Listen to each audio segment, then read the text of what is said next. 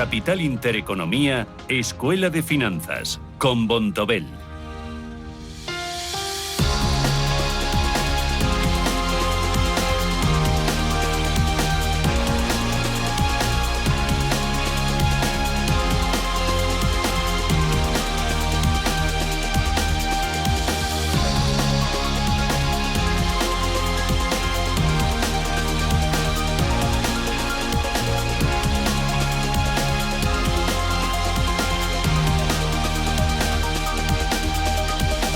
Escuela de Finanzas, aquí en Radio Intereconomía, en Capital Intereconomía, con Ricardo Comín. Ricardo, ¿qué tal? Muy buenos días. Muy bien, Susana, encantado de volver después de mi incidente. Es que eso es lo que pasa por pensar que tienes 17 años y no los tienes. Bueno, oye, es mejor pensarlo. Como decía un amigo, hay que agarrarse a la inmadurez con Pero con una colchoneta debajo, una colchoneta. Por si acaso. Tenía una escalera. Lo malo es que lo que me falló fue una rama y me caí por delante de la escalera. O sea que, pero bueno, oye, de todo se aprende. Bueno, ¿ya casi operativo o todavía te queda? La mano derecha no la puedo utilizar, con lo cual el ordenador y todo lo demás pues no lo puedo utilizar. He aprendido mucho a dictar con el teléfono y cosas de esas, al final pero me queda. Me han dicho que van a empezar a mover el codo de manera normal agosto y para tener otra vez medio normalidad noviembre. Y hasta un año no estaré como antes. Bueno. Pues nada, paciencia, no queda otra, y hacerle caso al médico. al médico y a los consejos que te dan para que no hagas el tonto. Bueno, pues nada. Oye, yo no sé si el estar con un brazo menos te hace volcarte más en estudiar, en analizar. Hoy nos vamos a ocupar de los treasuries, del T-bond, del bono americano. Oye, qué importante es el comportamiento del T-bond, del bono americano, y cuánto refleja, cuánto nos dice y cuánto importan los mercados, porque la renta fija es un mercado mucho más amplio, con muchas más emisiones y unos volúmenes todavía mucho más importantes que los de renta variable. Sí. Y luego aparte también, la renta variable, bueno, lógicamente incide en lo que es el crecimiento económico de los países, de las compañías, de todo lo demás, pero la deuda es todavía más, como si dijésemos, más radical, porque al fin y al cabo estamos financiando pensiones, estamos financiando sanidad, estamos financiando muchas cosas. Y había un comentario de un colaborador un estrecho colaborador económico de Bill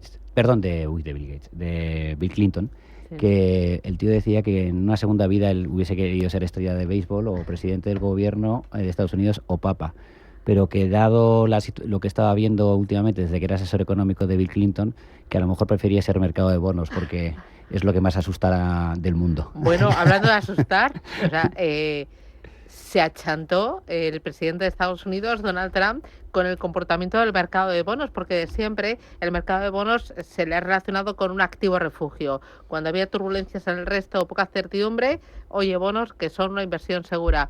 Pero sin embargo, esa confianza se truncó.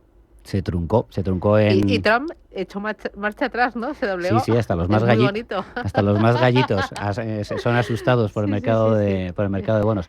Era una situación que todo el mundo preveía, que podía la renta variable cayendo, las perspectivas de crecimiento corrigiendo la baja, Trump apretando muy fuerte con los aranceles.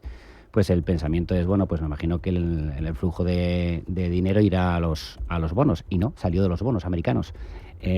Bajaron en este caso los precios y se ampliaron los diferenciales. Eso ha sido un comportamiento completamente contrario a lo que pasa en los últimos 45 años y dejó bastante fuera de juego a los mercados, y también en este caso a Donald Trump, que tuvo que parar los aranceles durante 90 días. Pero una cosa, no ha sido el único primer ministro de un país desarrollado que le han asustado los bonos. A ver. No.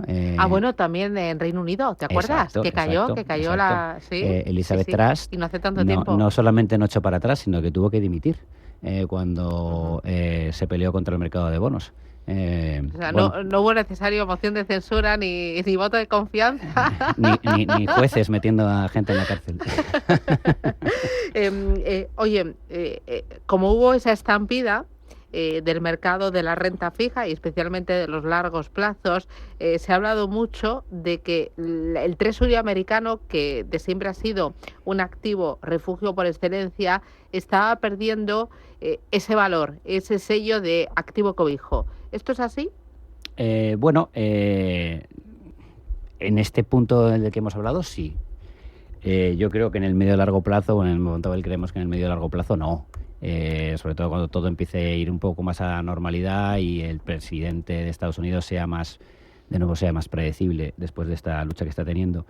Pero es que siempre habitualmente, y en este caso, preparando el estar hoy contigo, miré desde 1980. Desde 1980 hasta ahora son 45 años, y en 45 años pues, puedo poner varios ejemplos en el que esto ha pasado de manera muy clara. En el año 87, en el famoso martes negro, o miércoles negro, no me acuerdo, o lunes negro, no me acuerdo qué día de la semana era, que el S&P cayó un 31% en un día. En ese momento la rentabilidad del bono americano estaba en un 10,25 y se quedó en el 8,8. O sea, tú imagínate el rally que pegó de caída. Y luego también pasó con el estallido de las .com. El bono estaba el bono a vencimiento de 10 años estaba con una rentabilidad del 6,78. Cuando remontaron los mercados en el año 2003 con la invasión de Irak en marzo del 2003, el bono se terminó con una rentabilidad del 3%, es decir, había perdido más de la mitad de la rentabilidad, con lo cual efectivamente y te indica que era un bono, que era refugio, porque claro, cuando la gente compra el bono lo que hace es subir de precio, y cuando el bono sube de precio, los diferenciales se estrechan y se gana menos dinero. Eso es una de las cosas que tiene de bueno la renta fija, que cuando cae te está anticipando que tarde o temprano terminarás ganando dinero a través de los diferenciales.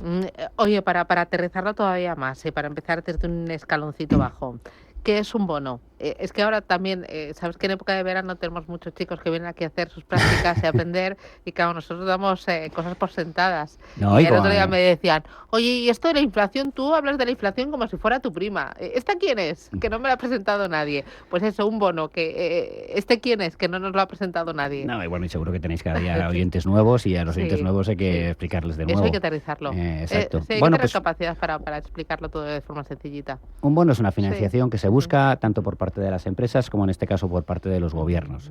Lo que se hace es, lógicamente, estás pidiendo dinero prestado a través de una figura que se llama bono, y que esta figura puede ser a un cierto tiempo determinado, y tú lo que ofreces es, cuando pases ese cierto tiempo determinado, devuelves el 100% del capital, y mientras tanto vas pagando unos intereses. Es decir, como cuando nosotros pedimos una hipoteca al banco, pues nos dice el banco, vale, yo te lo dejo, pero me vas a tener que pagar unos intereses, y a vencimiento, a los 25 años, me terminas pagando todo. En este caso ellos te pagan el 100% a vencimiento.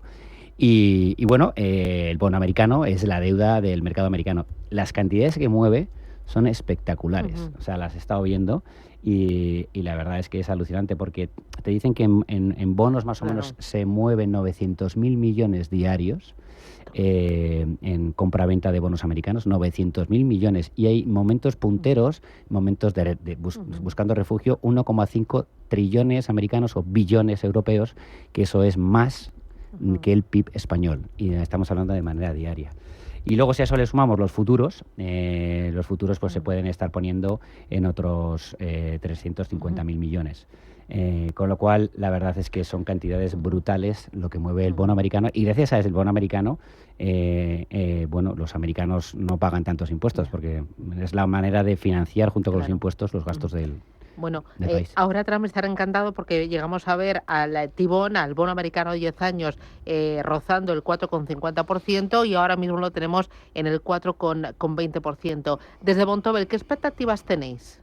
Bueno, nosotros creemos que el mandato de la FED, bueno, no creemos, escuchamos a la FED, y el mandato de la FED es controlar la inflación. Más que en un momento dado, que en Europa lo que se hace es más bien animar a la economía.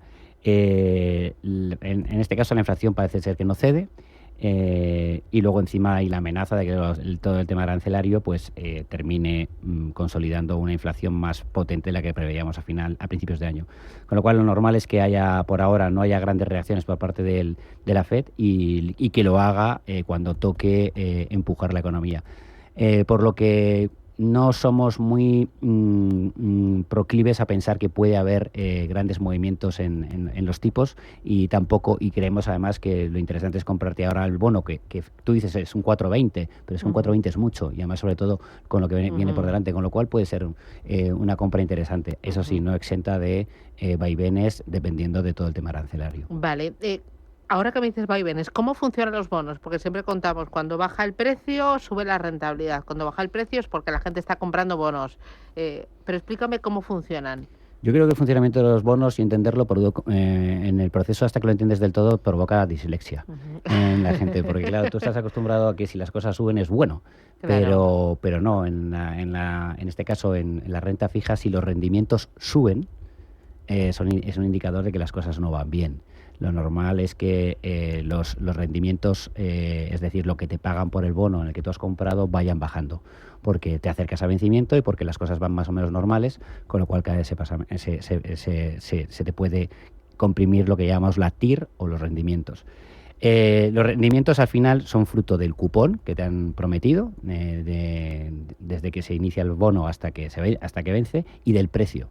Si se mantiene en 100, pues solamente es el cupón. Si de repente se mantiene el precio, en vez de mantenerse en 100, se baja a 98, sería 5 más 2. 7% vale. Sería la TIR. Entonces, muchas veces cuando hay una bajada en precios de los bonos, aumenta el rendimiento, ahí está la dislexia, y la gente compra, porque prevé que volverá otra vez a 100 y tú vas a recuperar ese valor, ¿vale? Entonces, ahí lo importante es ver el rendimiento y, como digo, cuando el rendimiento baja es que las cosas están yendo bien, económicamente hablando. Cuando el rendimiento sube es que las cosas están yendo mal. Por eso la última vez que parecía que la economía iba mal por todo el tema de aranceles, se esperaba que el rendimiento bajase y el rendimiento subió. Claro, fíjate, también ha subido el rendimiento del bono a 10 años francés debido a la inestabilidad política aquí en el país y a la posibilidad de que haya unas elecciones anticipadas. Y yo esta mañana, cuando llegaba a la redacción, pues he dicho, oye chicos, el bono español a 10 años, ¿cómo está? ¿Se ha tensionado después de las últimas noticias que estamos viendo en torno a la corrupción? Y no, me decían que no, me he quedado ahí un poco perpleja. Estamos muy anestesiados, pero ¿sí? Es que esta mañana también escuchaba que la gente después de 13 horas en un tren no están tranquilos. Los españoles somos gente tranquila, me parece. No Tenemos fama de brutos, pero al final somos gente muy civilizada. Ha habido también un apagón de la mala leche, ¿no? O de la queja, de la protesta. Bueno, es agotamiento, me imagino. Ya. Oye, me has hablado de confianza, me has dicho cómo leer, cómo se interpreta. ¿Por qué han sido y siguen siendo tan populares los bonos americanos entre los inversores americanos? Porque ellos sí que suelen, entre todos los inversores del mundo. O sea, buena parte de la deuda de Estados Unidos la tienen repartida Japón, China, y ahora Trump lo que quería era que también el inversor americano fuera poseedor de esa deuda americana. Claro, porque vendes mucho menos de fuera. De hecho, estaban diciendo que en la crisis arancelaria los que se pusieron a vender bonos americanos como si no hubiese un mañana eran los chinos. Y muchas veces, la divisa internacional en cuanto a compra-venta de producto o el comercio internacional es el dólar. Y la gente lo que quiere tener son reservas en dólares para poder hacer frente a los gastos derivados del comercio internacional. ¿Qué haces con una reserva en dólares? ¿Tener los dólares metidos en caja y que no te paguen nada? No, pues como la tienes en dólares te compras bonos americanos. Por eso hay mucha compra de bono americano fuera de Estados Unidos. Y lo que sí queda, lo vemos en Italia, lo vemos en Japón, que son países que son muy compradores como de su propia deuda, los italianos y los japoneses compran su propia deuda, sí que te da mayor estabilidad, porque lógicamente el inversor del propio país simplemente espera al vencimiento del bono y luego lo vuelve a comprar. Los inversores extranjeros actúan mucho más en mercados secundarios y pueden comprar y vender en cualquier momento. Oye, ya lo último, el dólar americano y el bono americano, ¿qué relación tienen? Bueno, están muy ligados en cuanto es el rendimiento y en cuanto a el rendimiento del bono, no el precio del bono, y en cuanto a el dólar. Si el rendimiento sube, el dólar sube, y si el rendimiento baja, el dólar baja. Entonces, lo que pasó la última vez es que la vez de la crisis arancelaria es que el rendimiento bajó, el dólar bajó. Con lo cual está bastante ligado, pero bueno, las divisas ya sabemos que también tienen su propio funcionamiento, con lo cual es más difícil. Eso daría para otro culebrón, ¿no? Para otra película de Netflix. Bastante larga, sí, además bastante larga. Sería una serie más que una película. Oye, Ricardo, ¿vacaciones para cuándo? Depende de mi brazo y de la rehabilitación, que ya empezza con ella. Y ahora mi único objetivo es ponerme bien. Y no me quiero. Que dependes del médico. Claro, no me quiero ir de vacaciones si no tengo, o sea, no quiero parar la rehabilitación. Con lo cual vamos a ver cómo va el tema. Ricardo Comintes de Bontobel, gracias por esta escuela de finanzas y que tengas un buen día. Un abrazo fuerte. También, muchísimas gracias. Chao.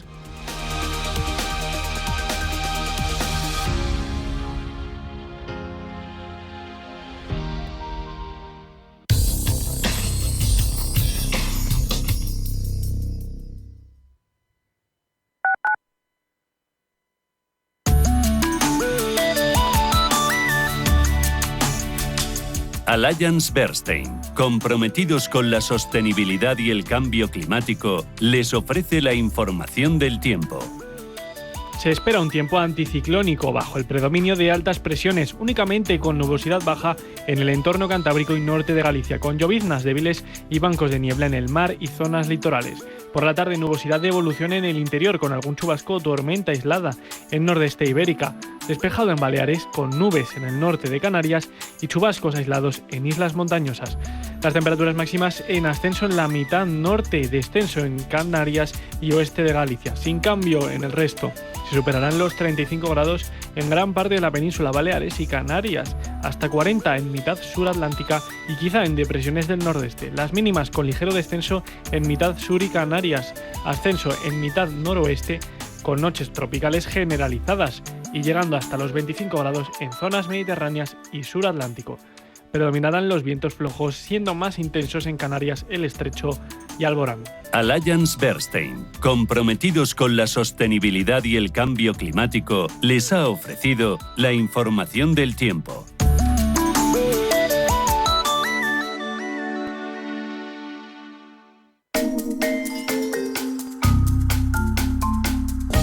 En medio de las crisis económicas ocurren ciertos fenómenos de consumo que sustituyen los bienes de lujo por los productos más sencillos. Es el caso del efecto del pintalabios rojo.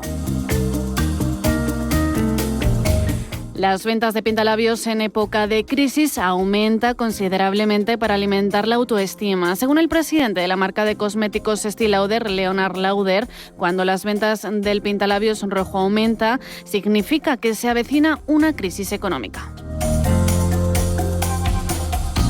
Esto se llama The Lipstick Effect o la teoría del pintalabios rojo, según la cual en épocas de crisis económica y recesión los consumidores compran artículos menos caros y los sustituyen por otros más sencillos y asequibles que aumenten esa autoestima. Esta teoría se ha dado desde la época de la Gran Depresión, la gran crisis económica y financiera que estalló antes de la Segunda Guerra Mundial. En 1941, en Estados Unidos, se vendieron más de 20 millones de dólares en barras de labios durante el conflicto bélico, cifra que no paró de aumentar años después. En España tenemos un ejemplo más cercano. Durante la pandemia, las ventas de pintalabios se incrementaron un 234,54%.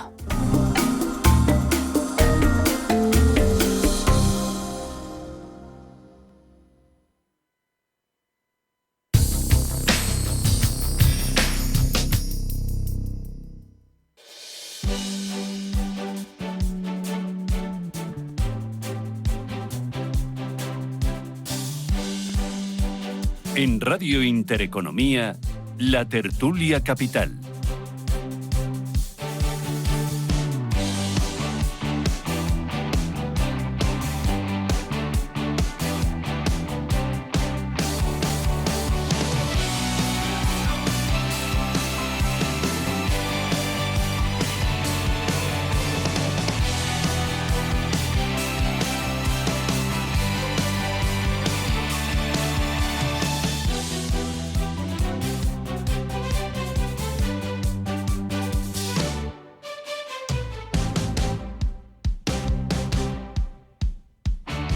Las 8 y 16 minutos de la mañana, hora menos en Canarias, y arrancamos la primera tertulia capital de la semana. Hoy por aquí con nosotros José Luis Fernández Santillana, director de Estudios de Uso, presidente de FEOMA. ¿Qué tal, Fernández? ¿Cómo estás? Muy bien. ¿Qué tal va todo? Bien, bien. Todavía por Madrid aguantando, ¿no? Todavía por Madrid, Aguantando sufriendo estos calores, pero bueno, todo se acaba. Es difícil irse a algún sitio en el que no haga calor, ¿eh? Porque escuchábamos antes el tiempo, solamente hay dos comunidades que son Baleares y Canarias, en las que hoy parece que van a estar un poco lejos de esos niveles tan altos. Bueno, todo lo que sube acaba bajando. Ya queda menos para que termine la ola de calor, se va sobrellevando. Ismael García Santos, analista geopolítico, economista, ¿qué tal? Buenos días. Buenos días, ¿Cómo Rubén, estás? ¿qué tal? Bien, aquí aguantando el calor como todos, ya está, ¿qué vamos a hacer? Tú vas ya esta semana, ¿no? La semana que viene, me iré a Gredos, que ahí se supone que hace un poco más de... Se supone, sí, hombre, sí, la semana que De viene fresquito, se ya va a veremos. estar mejor. Vamos a ver qué tal está Carlos Tobías, abogado. ¿Qué tal, Tobías? Buenos días. Muy buenos días. ¿Qué tal Yo noche has sí que pasado? estoy de vacaciones y yo muy bien. Aquí hace calor, pero tengo aire acondicionado. Bien. Y entonces eso ayuda bastante. Vale, ¿te has bañado mucho la semana pasada desde que hablamos? Sí, naturalmente que me he bañado. Ya aprovecho las vacaciones. Muy bien, como tiene que ser. ¿Qué pasa, que si no te bañas no las aprovechas o qué? Bueno, las aprovecho sin bañarme. Vale, eso es otra cosa. Bueno, todo bien por allí, ¿no? Todo perfecto. Muy bien. Bueno, vamos a hablar de la reunión de la semana, que aquí es fiesta el viernes, día 15, pero nos han puesto ahí una cita importante en Alaska. Trump-Putin, a ver si está Zelensky o no está Zelensky. Estamos viendo en pantalla, para los que nos ven en YouTube, esa foto de esa reunión ayer de líderes europeos con Polonia, con Francia, con Reino Unido, con Alemania. Estaba por ahí también Italia, estaba Ursula von der Leyen. No estaba Pedro Sánchez, luego me contáis, pues no estaba Pedro Sánchez. Reunión que va a tener lugar en Alaska. Empiezo contigo, Ismael. No es casual el sitio, ¿no? Esto era un territorio ruso que compró hace siglo y medio Estados Unidos, ¿no? Bueno, podemos ir más allá todavía, ¿sí? Porque los primeros que hicieron exploraciones en Alaska fueron los españoles. Eso tendríamos que saberlo. De hecho, la parte sur de Alaska formó parte oficialmente de lo que es España. Bueno, fuera de eso, efectivamente era un territorio ruso. Los rusos se habían expandido por toda Siberia. Y, claro, ya se les hacía, en lenguaje popular, se les hacía bola controlar tan inmenso territorio y acabaron vendiéndoselo a Estados Unidos. Entonces, el sitio, desde luego, no es baladí. No es casualidad, porque es un territorio muy, muy cercano a Rusia. De hecho, es donde técnicamente tienen frontera, aunque sea marítima, Rusia y Estados Unidos. Es muy cercano a Rusia y, como estoy diciendo, es muy importante para ambos como símbolo. O sea, que el sitio no está elegido al azar, está elegido muy puntualmente. Y bueno, vamos a ver qué sale de esa reunión. Ya estamos viendo que Donald Trump querría también que estuviera Zelensky. Zelensky querría estar, porque la posición sobre la guerra de Ucrania está absolutamente enconada. Putin no se mueve de la posición de que lo conquistado lo tiene, y Zelensky dice que no quiere ceder absolutamente ningún territorio, incluido incluso Ucrania, que de alguna manera quedó cedida, no legalmente, pero de alguna manera por inducción, quedó cedida en 2014 cuando Rusia acabó ocupándola. Ya veremos a ver qué es lo que pasa. En la foto que hemos visto, pues están los líderes europeos que de alguna manera están siendo influyentes, y bueno, pues nuestro presidente no está, ya no hace falta decir más. Es decir, su posicionamiento probablemente está llevando a que España esté perdiendo protagonismo internacional. Y eso es lo que estábamos viendo. Y vamos a ver qué es lo que sale de la reunión y si finalmente va Zelensky, que es lo que estamos todos pendientes. ¿Tú crees que va Zelensky, José Luis? Yo creo que no. Yo creo que Putin no se va a reunir, ¿no? con Zelensky a priori, ¿no? Porque sería darle carta de naturaleza que yo creo que no se la quiere dar. Bueno, yo creo que el hecho de que se reúnan ahí en Alaska podían verse en cualquier otro sitio. Seguramente es el que le pilla a los dos más cercanos desde el punto de vista de que a partir del estrecho de Bering es que se puede, cuando no se congela, se puede pasear andando de un continente a otro y por tanto de un país a otro, ¿no? Que ha sido el paso natural, bueno, más allá de las riquezas de Alaska, las riquezas naturales. Yo no espero gran cosa de estos, ¿no? Decir, ¿No? Porque, no, porque si hubiese algo, ya habría alguna filtración. Decir, estas cosas se preparan, ¿no? Es decir, más allá que Trump improvisa mucho, pero hasta aquí hemos llegado, ¿no? Putin no improvisa nada, o sea, todos los pasos están perfectamente medidos. Entonces, lo que está claro es que estamos en ese viejo dilema de paz por territorios, ¿no? Es decir, que no es una cosa nueva, ¿no? Lo hemos visto también en Oriente Medio, con el conflicto israelí, es decir, y con Gaza y con Cisjordania, etcétera. Entonces, aquí la situación es, oiga, de tanto muerto, tanta sangre derramada, para quedarnos como hace 3 años, o sea, como estaba la situación antes, o sea, ha compensado todo esto. Es decir, me parece que es tremendo, ¿no? Sobre todo lo digo por parte de los ucranianos, que han dejado allí media vida y más de media vida, ¿no? Entonces no sé cuál es la salida. Crimea está claro que eso seguramente no sea posible recuperarlo para Ucrania, porque incluso una cesión, digamos, teóricamente legal por parte del Parlamento, o sea, en su día de la URSS. Bueno, pues eso es lo que tenemos, ¿no? Es decir, no da para más, ¿no? Yo no espero grandes cosas, y si no tiene sentido que Trump esté, salvo que tenga un mandato expreso de Zelensky para negociar, no puedes negociar en nombre de otra persona que es directamente afectada por el conflicto, ¿no? Porque tú puedes echar una mano, pero no eres parte, ¿no? Y aquí al final esa es la clave, ¿no? Y en verdad hay una cosa que has dicho que es muy importante. Ahora te doy la pelota, todavía, no te preocupes. El tema de paz por territorios, tiene una trascendencia muy superior a la que estamos pensando, porque de alguna manera desde el punto de vista del resto del mundo diría, oye, pues mira, que cedan eso, total, si ahí estaban gente de etnia rusa y pero las consecuencias jurídicas son terribles, porque estamos aliviantando el principio de inviolabilidad de fronteras, el principio de derechos de territorialidad de todos los territorios del mundo, y claro, si empezamos a admitir las cesiones territoriales a cambio de paz, pues estamos posicionándonos como antes de la Segunda Guerra Mundial cuando pasó con Hitler, es decir, se le admitía absolutamente todo a cambio de paz y al final no hubo paz, porque lo que había era un rencor y un resentimiento de todos los diferentes países y territorios afectados que llevaban a la guerra. O sea, eso está clarísimo. Bueno, no sé cómo el mundo va a afrontar una situación como esta. Bueno, está implicado en países muy poderosos y es complicado que lleguemos a un acuerdo que satisfaga a todas las partes. Carlos.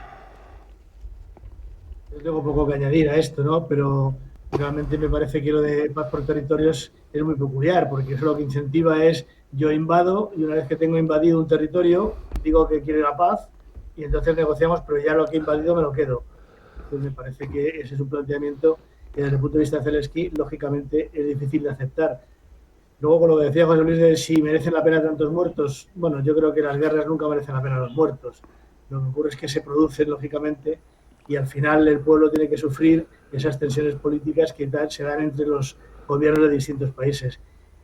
Por otra parte, la figura de Trump como mediador es un mediador un poquito peculiar, porque media tanto que elimina una de las partes.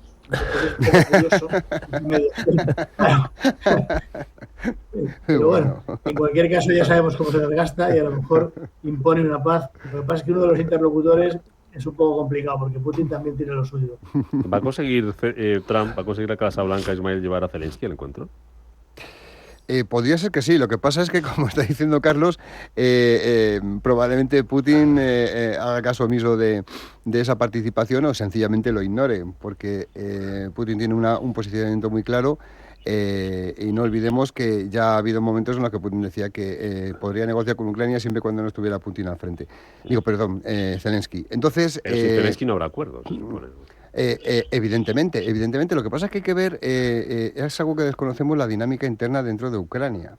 Tengamos en cuenta que después de tantos años, tantísimos muertos, hay mucha gente afectada y no me extrañaría que hubiera una capa de la población que dijera, bueno, si ahí están los rusos y no sé qué, pues dáselo y vamos a vivir en paz. Y eso generaría una serie de oposición interna en Zelensky que es un feeling que absolutamente, un feedback que no tenemos ahora mismo.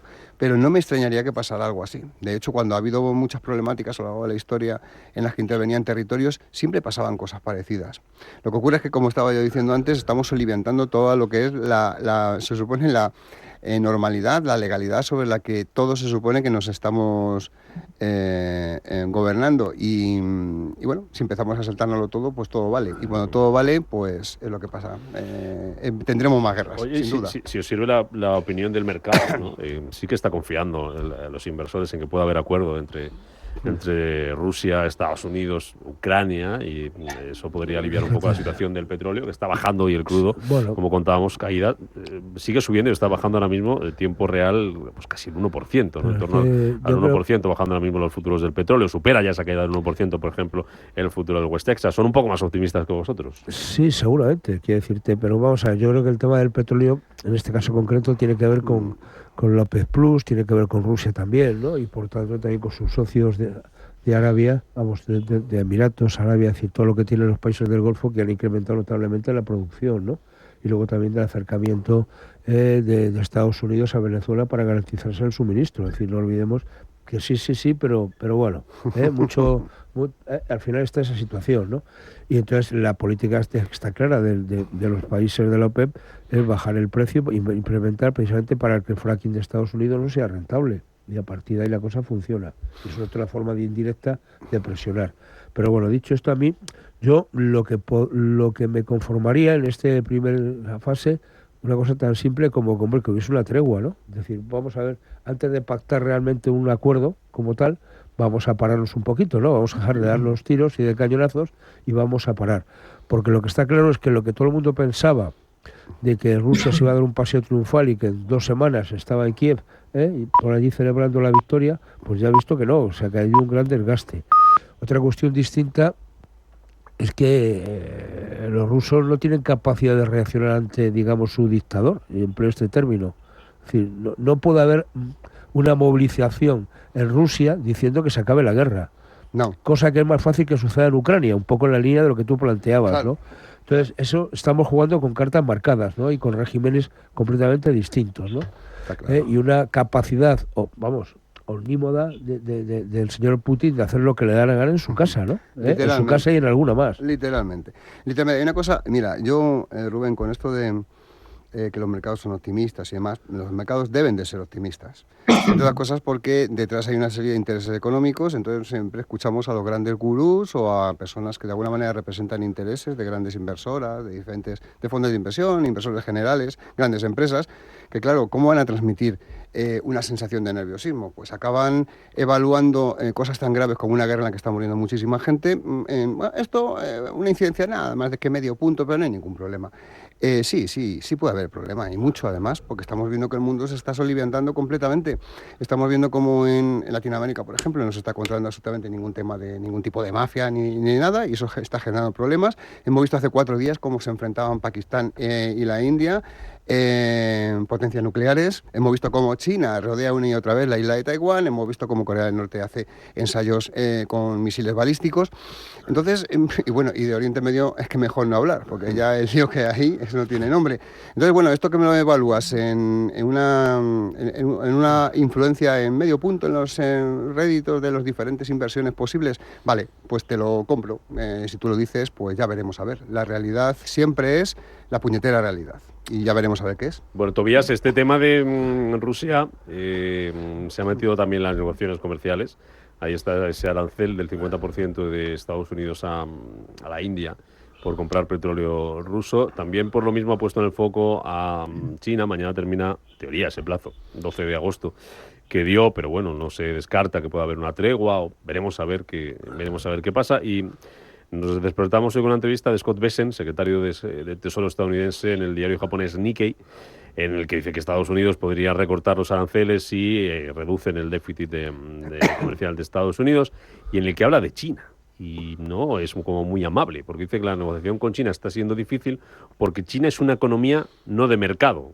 Dicho de otra manera, que no es una economía de mercado. ¿Qué te parecen esas palabras, Tobías?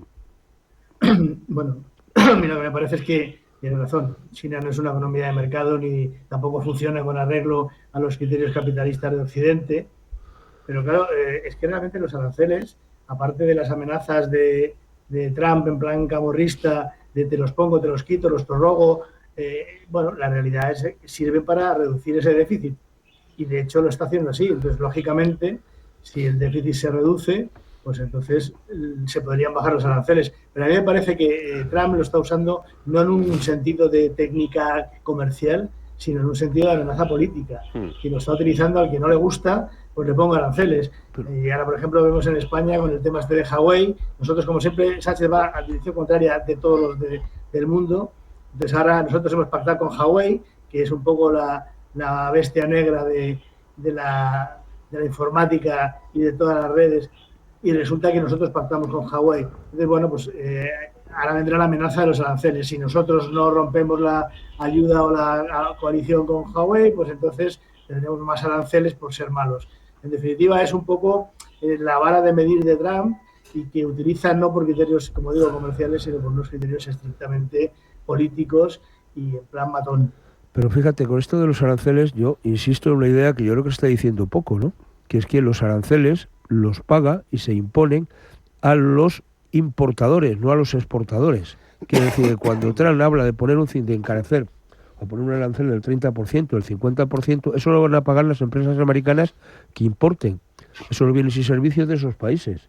Por tanto, a quien está de alguna manera cargando es a sus propios ciudadanos, a sus propias empresas, diciéndoles, oiga, o producen aquí, o si compran fuera, para no producir aquí yo les voy a clavar, o sea, les voy a meter una sobrecarga. Y sobre todo tiene lo que es un afán recaudatorio, porque ese arancel, en definitiva, es un impuesto que va a recaudar tal, y con eso lo que intenta es paliar o intenta tapar el agujero tan brutal que tiene con la deuda. Es decir, una forma de generar ingresos para el Estado, pero nada más. Entonces, no creo que con esto al final esté mejorando la economía norteamericana, sino al contrario, lo que puede provocar es un colapso en la misma. Es decir, que no tiene mucha lógica todo este tipo de situación.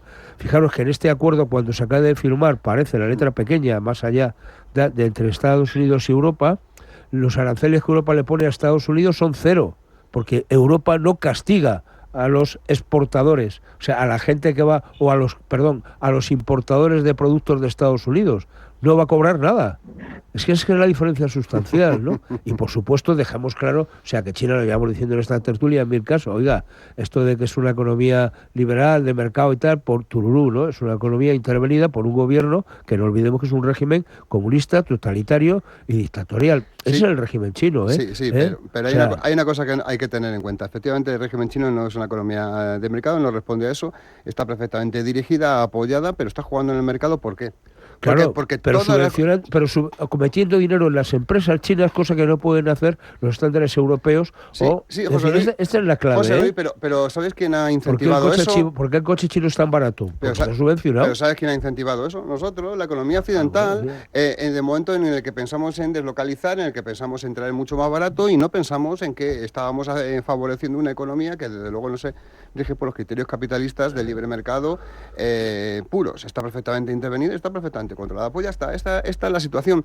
Nosotros nos hemos creado nuestro propio monstruo y ahora nos quejamos de él. Bueno, pues no te lo crees y no tengas miedo, no la hagas y no la temas. Ahora la tememos, pues porque la hemos hecho.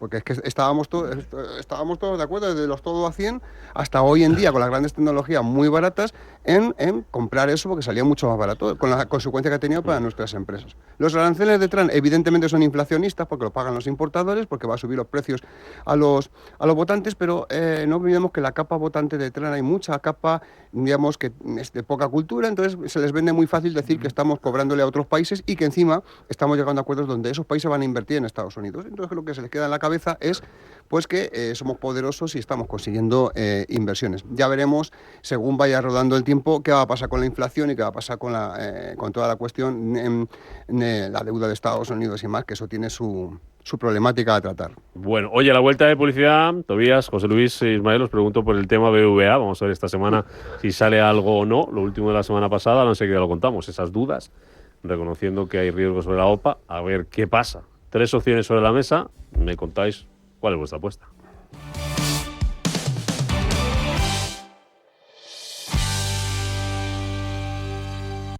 Cada casa es una historia diferente.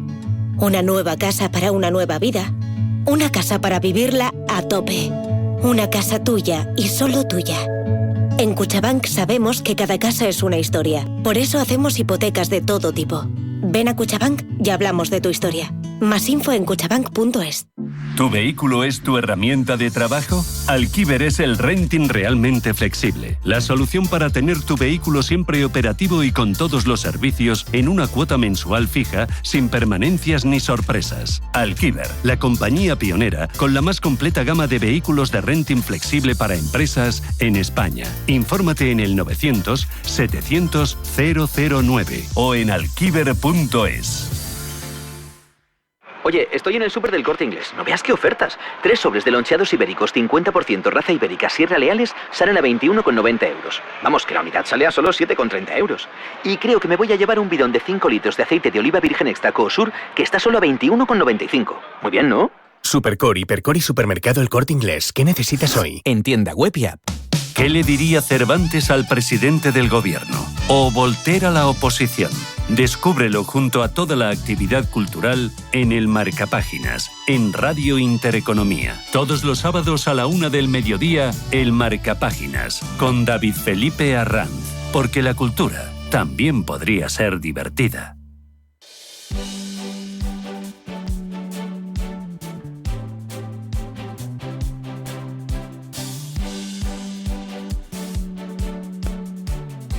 La tertulia capital.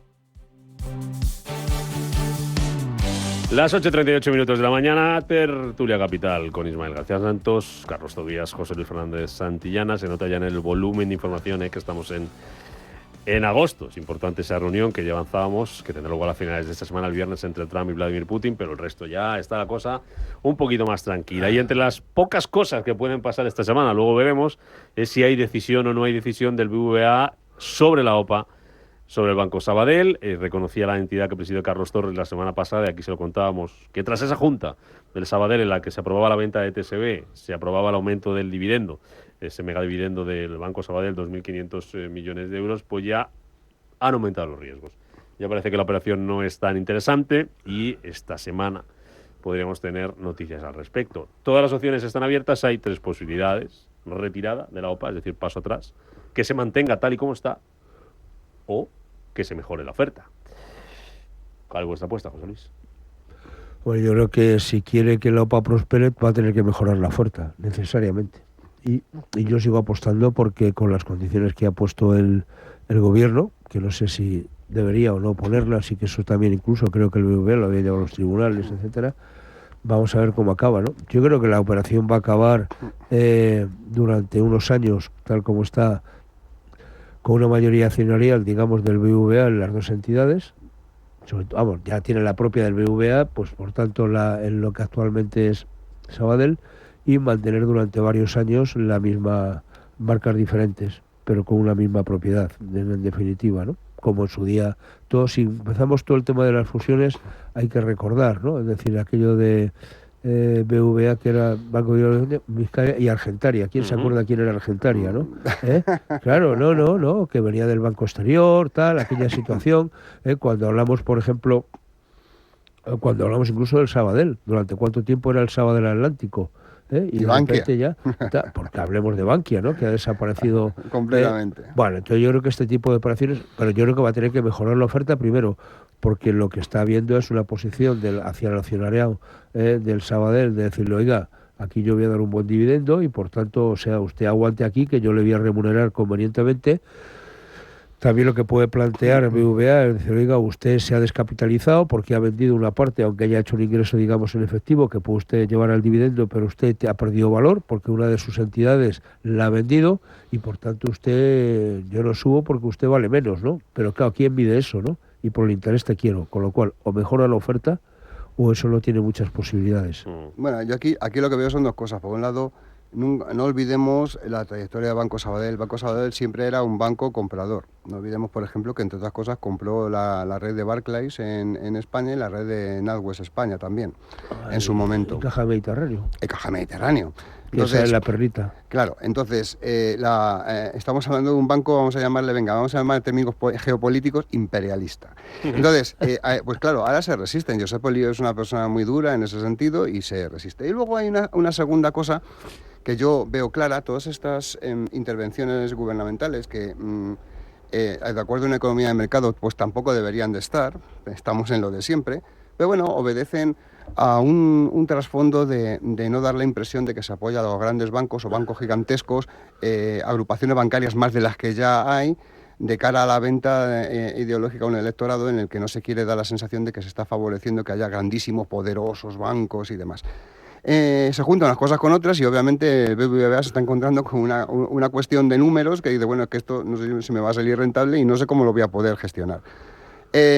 Probablemente el final de toda la película sea que haya la fusión, porque probablemente el mercado no sostenga la posibilidad de que sigan los dos bancos independientes, pero bueno, va a haber resistencia. Podemos estar entrando ahí en una especie de, vamos a llamarle guerra, de ver quién es más fuerte, quién es más poderoso y cómo se consigue salvar sillones a la hora de hacer la fusión, como ha pasado en todas las fusiones que ha habido en España. Tobías. Bueno, yo discrepo un poquito. Venga. Yo creo que desde la OPA el beneficio por acción del Sabadell aumenta un 40%, mientras que el del BBV solo aumenta un 16%. En las OPAs hostiles el resultado muchas veces es que acaba retirándose la OPA, menos el ejemplo de Unicredit, Montepaschi en Italia, y la realidad, como decía José Luis antes, es que aquí hay que plantearse si realmente esto es rentable o no. Los accionistas del Sabadell se están viendo muy mimados ahora, con unos dividendos extraordinarios, y yo creo que de alguna manera lo que se está buscando es, por una parte, sacar activos que son potencialmente generadores de recursos para el futuro, elevar la retribución al accionariado de forma que, como dijo el el CEO del Sabadell, a la OPA no vaya ninguno voluntariamente, salvo que sea algún despistado, dijo. Bueno, realmente el tema del BBV es si esta operación interesa o no. A mí lo de mantener 3 años las marcas separadas y hacer esta especie de fusión a largo plazo, pues no me parece que sea financieramente una gran operación. A lo mejor era más inteligente por parte del BBV retirarse, dejar al Sabadell en esa situación, y cuando los accionistas del Sabadell vieran que una vez desaparecido el novio se acabó el beneficio, pues entonces a lo mejor sería el momento de iniciar de otra manera esta misma operación. Esto es lo de la tercera o la vencida. Por el BBV no le interesa. Pero fíjate, Carlos, que sería la tercera. O sea, digo que esta operación estará en el segundo intento que ha habido del BBVA respecto al Santander. Ya. Yo lo que dicen por ahí también los mentideros de la Villa y Corte es que aquí puede haber otra operación después, que es que no es si la OPA fracasa y el BBVA se retira, y yo creo que aquí lo que estamos hablando es en términos de competencia, es que pueda haber una alianza, vamos a llamar este término, entre otras entidades, digamos, de segundo nivel, por llamarlas así, ¿no? En torno al Sabadell hablamos de Abanca, hablamos de Unicaja, hablamos de distintas entidades que si se juntan unas cuantas, dan lugar a otro a otra entidad de crédito, a otra entidad financiera muy potente, ¿no? Que pueda estar disputando el tercer lugar. Bueno, esta también historia está por ahí flotando. Entonces yo no sé si por el interés te quiero o te dejo de querer, pero lo que está claro es que también al BBVA no le interesa que le surja un competidor de esa naturaleza. Y luego no olvidemos el empeño del Banco Central Europeo de que haya este tipo de operaciones. Yo a mí este tipo de, por principios, ¿no? Este tipo de grandes monstruos que al final son sistémicos y que hay que acabar siempre mimándolos porque no se les puede dejar caer nunca, me dan cierto pánico, claro. Tiene que ver con la competencia. Pero yo apostaría en el ámbito europeo precisamente por fusiones, iba a decir transnacionales, sí, bueno, entendiendo, sí, pero transfronterizas, ¿no? Es decir, pero transfronterizas, no transnacionales, porque al fin y al cabo en la Unión Europea las fronteras no existen para este tipo de operaciones, ¿no?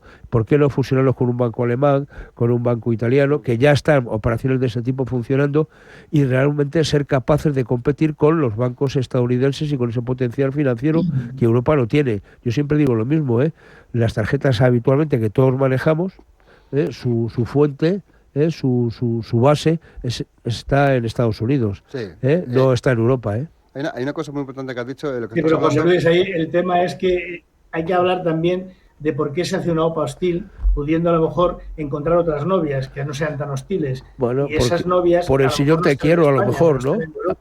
Pero a lo mejor también aquí en España, claro, por el sillón te quiero. No, pero tengamos en cuenta una cosa.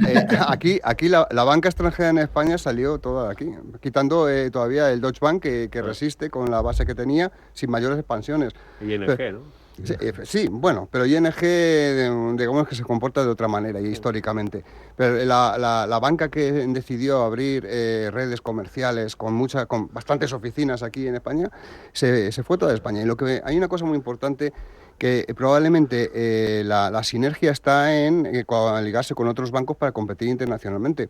Y lo que estamos viendo en España es una serie de movimientos, incluso el que tú apuntabas, José Luis, de que sea banca, que si tal, son movimientos tendentes a concentración bancaria intrapaís. ¿Eso qué nos lleva? A un oligopolio. ¿El oligopolio qué nos lleva? A que 4 personas en una partida de mus ponen los precios a todos de las hipotecas y a callar. Y eso no es competencia y eso no es justo. Y aparte que tendríamos una limitación, es decir, si no tenemos una operativa transnacional, no tendremos capacidad de expansión. Bueno, nos vamos abriendo los mercados, 13 minutos para las 9, el día está tranquilito, está el modo agosto activado, bueno, ya iba tocando, aunque siempre está la trampa ahí para darnos algún sobresalto. Vamos a ver de aquí al viernes todas las cosas que pueden ocurrir. Carlos Tobías, un abrazo muy fuerte. Un abrazo, que lo paséis bien y vais de vacaciones, que os lo recomiendo. Lo haremos. Pero porque tú lo dices, no por los aspectos. Por obligación. No. Hacedme caso, que yo sé lo que digo. Vale, nos fiamos. Un abrazo fuerte, Tobías, gracias. José Luis Fernández Santillana, Ismael García Santos, cuidaros. Gracias por venir. Igualmente, Rubén, muchas gracias. Vaya bien el lunes. Chao, hasta luego.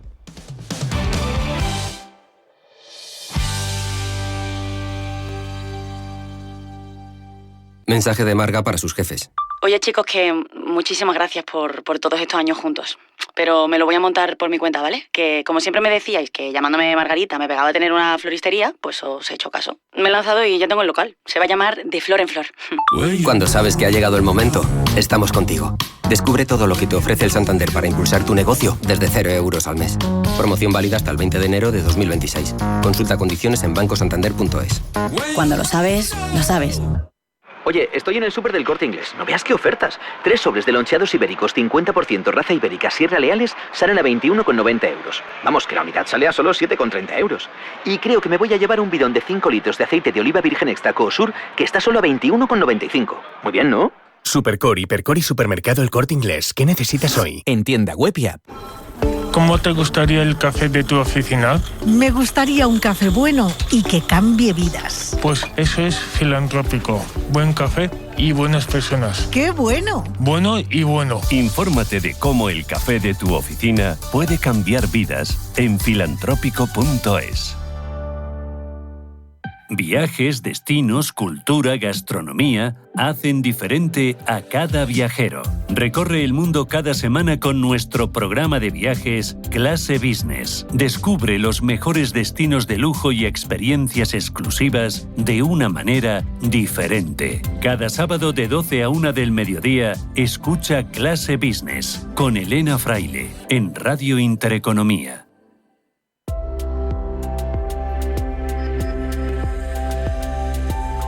La Agenda 2030 de la ONU busca lograr 0 emisiones netas en un corto plazo para frenar el cambio climático. Esto implica una transición rápida hacia una economía verde con la colaboración de gobiernos, empresas, instituciones y consumidores.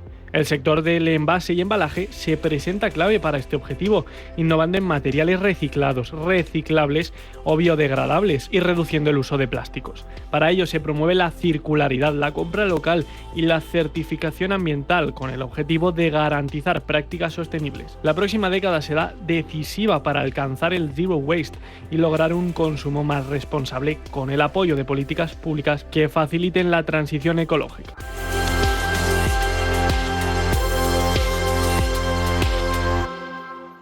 Si caminas solo, irás más rápido. Si caminas acompañado, llegarás más lejos. Luna Sevilla es su asesor patrimonial de referencia. Prestando nuestros servicios como agentes de Caser Asesores Financieros, somos una empresa con amplia experiencia profesional y una clara apuesta por la formación de calidad, la información transparente y objetiva y por el asesoramiento financiero personalizado y continuado. Si desea más información, visite lunasevilla.es o llámenos al 91 762 3442.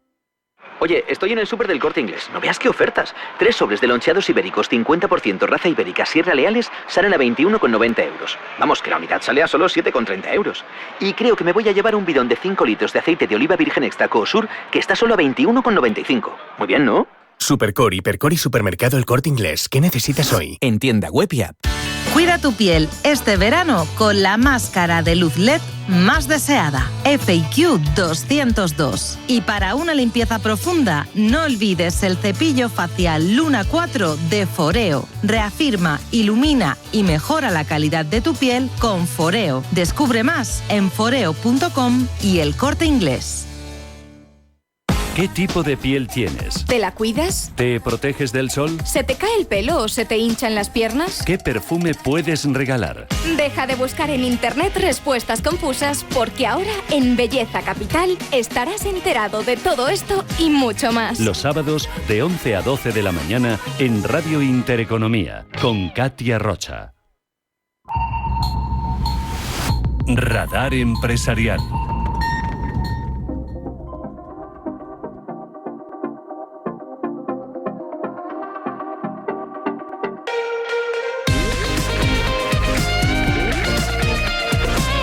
Radar Empresarial, 19 minutos de la mañana. El Radar Empresarial es aperitivo de esta hora dedicada a la inversión, al ahorro, a la educación financiera, a las finanzas. Radar Empresarial, situamos en él una compañía, se llama Hershey, y vamos a analizar la posible eliminación de colorantes sintéticos que quiere llevar a cabo Hershey. Según Bloomberg News, el fabricante de chocolatinas los va a retirar de sus productos a finales de 2027.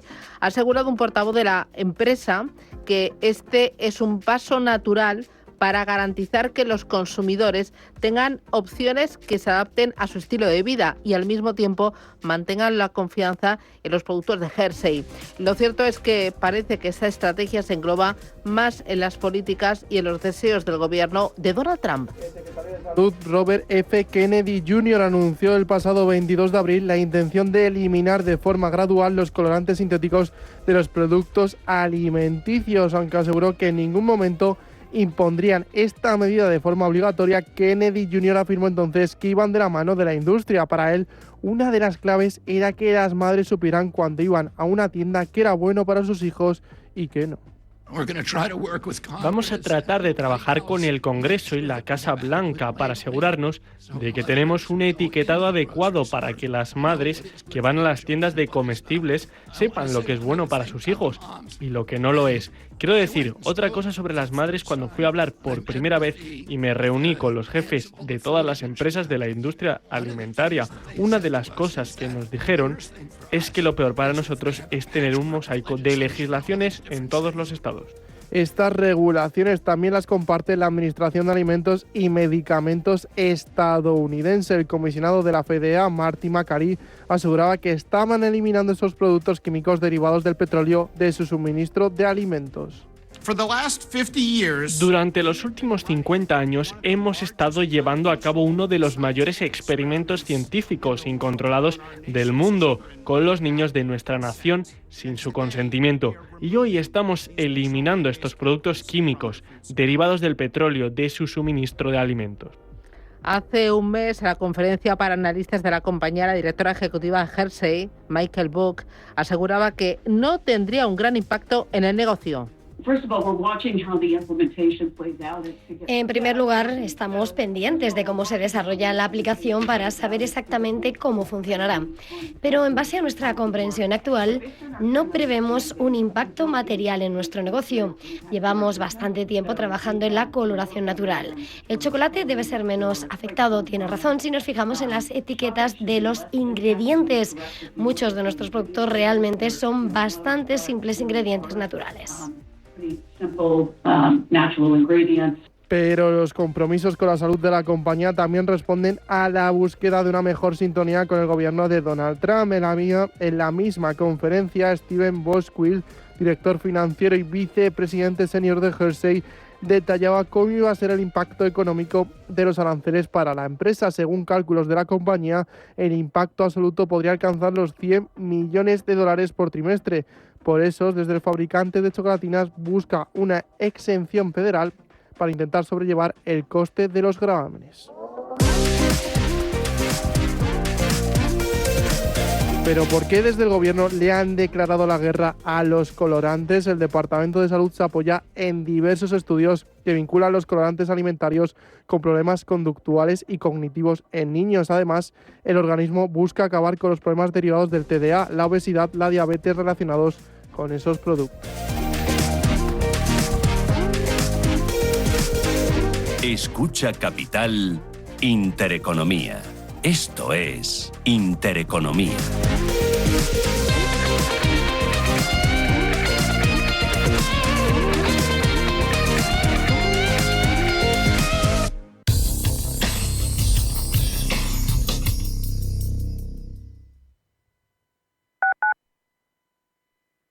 ¿Buscas rentabilidad para tus ahorros? El sector inmobiliario ofrece buenas oportunidades, pero hasta hace poco no estaban al alcance de cualquiera. Con Urbanitae es posible invertir en las mejores promociones inmobiliarias de Europa desde solo 500 € con un nivel de riesgo reducido. Tú eliges cómo y cuándo invertir, sin gastos ni comisiones y de manera 100% online. Regístrate gratis en urbanitae.com y haz que tus ahorros trabajen para ti.